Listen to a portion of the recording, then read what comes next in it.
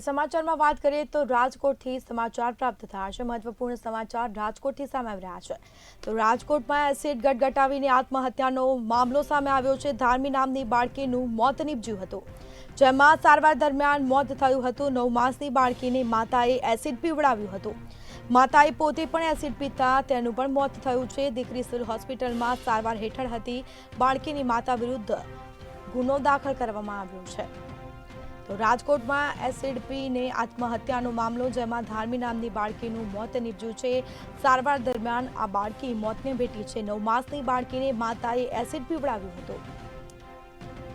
માતાએ પોતે પણ એસિડ પીને આપઘાતનો પ્રયાસ કર્યો હતો અને જે બાદ તેનું પણ મોત થયું હતું। દીકરી સિવિલ હોસ્પિટલમાં સારવાર હેઠળ હતી, જે બાદ સારવાર દરમિયાન બાળકીનું મોત નીપજ્યું છે। બાળકીની માતા વિરુદ્ધ ગુનો દાખલ કરવામાં આવ્યો છે। તો રાજકોટમાં એસિડ પીને આત્મહત્યાનો મામલો, જેમાં ધાર્મી નામની બાળકીનું મોત થયું છે। સારવાર દરમિયાન બાળકી મોતને ભેટી છે। 9 માસની આ બાળકીને માતાએ એસિડ પીવડાવ્યું હતું।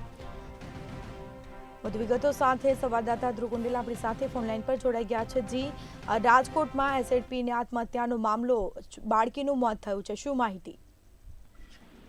ચોક્કસથી વાત કરીએ તો રાજકોટમાં માતા પુત્રીએ એસિડ પીધું હતું।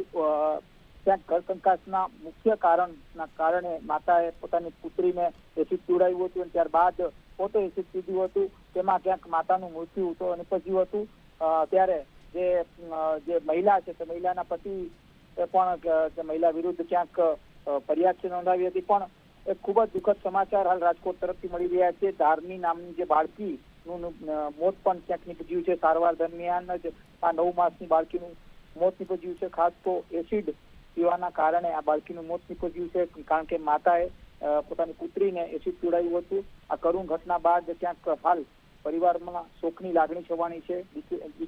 જે બાળકી હતી તે સિવિલ હોસ્પિટલમાં સારવાર હેઠળ હતી, છતાંય અનેક પ્રયાસો બાદ પણ ડોક્ટર તેને બચાવી ન શક્યા। ખૂબ જ દુઃખના સમાચાર અત્યારે ક્યાંક સામે આવ્યા છે। ત્યારે સમગ્ર મામલે બાળકીની માતા ઉપર ક્યાંક ગુનો નોંધાવવામાં આવ્યો છે, પણ બાળકીનું જે માતા છે તે ક્યાંક તેનું પણ મૃત્યુ નિપજતા કહી શકાય કે હાલ પોલીસ ક્યાંક અસમંજસતામાં દેખાઈ રહી છે, કઈ પ્રકારની કાર્યવાહી કરવી। કારણ કે લાંબા સમયથી આ પ્રકારના ઘર કંકાસના જે કિસ્સાઓ જ્યારે સામે આવતા હોય ત્યારે આવા બનાવોના કારણે ક્યાંક બાળકો પણ ભોગ બનતા હોય છે। ખાસ તો જ્યારે જે કહી શકાય કે જે બાળકના જ્યારે માતા પિતા જ્યારે કોઈ ઘર કંકાસ ચાલતું હોય તેનો ભોગ મુખ્યતઃ બાળક બનતા હોય, ત્યારે વધુ એક આ પ્રકારનો જે બનાવ છે તે રાજકોટમાં ઘટી અને આમાં પણ એક કરુણ મોત છે તે નીપજ્યું। 9 માસની જે બાળકી છે તે એસિડ ના કારણે તેનું મોત નીપજ્યું છે। જી, તમામ જાણકારી આપવા બદલ આપનો આભાર। તો ધાર્મી નામની બાળકીનું મોત થયું છે। સારવાર દરમિયાન આ બાળકી છે જે 9 માસની, તેનું મોત થયું છે। 9 માસની બાળકીને માતાએ એસિડ પીવડાવ્યું હતું। માતાએ પણ પોતે એસિડ પીને આપઘાતનો પ્રયાસ કર્યો હતો અને જે દરમિયાન તેનું પણ મોત થયું હતું।